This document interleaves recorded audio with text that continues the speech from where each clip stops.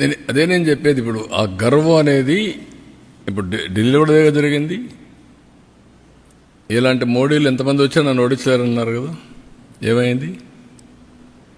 అందుకే నేనేమంటానంటే హంబుల్నెస్, ఆ పద్ధతి. ఇప్పుడు అలాంటి వాళ్ళతో రాజకీయం చేయాల్సి వచ్చిన బాధ ఉంటుంది నాకు. Over a period of time నేను సిద్ధాంతపరంగా రాజకీయం చేశాను తప్ప వ్యక్తిగత రాజకీయాలు నేను ఎప్పుడూ చేయలేదు నా లైఫ్లో.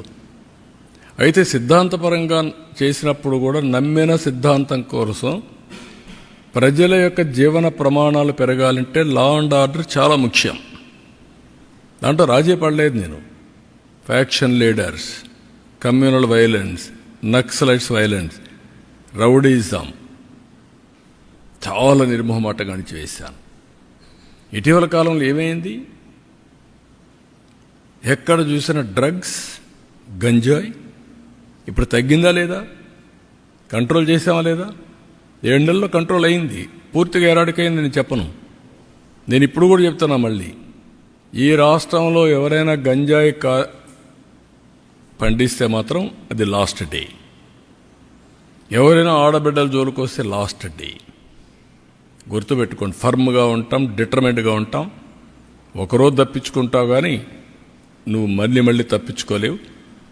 వడ్డీతో సహా చెల్లించే పరిస్థితి వస్తుంది ఎవరికైనా సరే. Be responsible citizen. నీ పని నువ్వు చెయ్యి.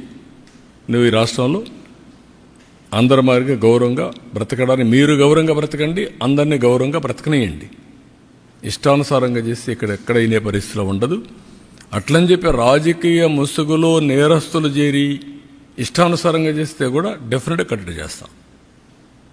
అది చేయకపోతే కూడా తప్పే అవుతుంది. మేము చేస్తాం, మీరేమన్నా చేయండి. ఇష్టానుసారంగా మాట్లాడడం, నోరు బారేసుకోవడం, ఓకే మీరు నోరు బారేసుకుని నేను పారేసుకో, అది ఎప్పుడు నా జీవితంలో లేదు. బట్ యాక్షన్ మాత్రం డిటర్మెంట్గా ఉంటుంది, ఫర్మ్గా ఉంటుంది. నేనేమంటానంటే అప్పుడు అందుకే 95 సీఎం అన్నాను. నరేంద్ర మోడీ గారి పైన ఎంత ప్రచారాలు చేస్తున్నారు, ఏమైంది? ప్రజల అప్రమత్తంగా ఉండాలి. That is important.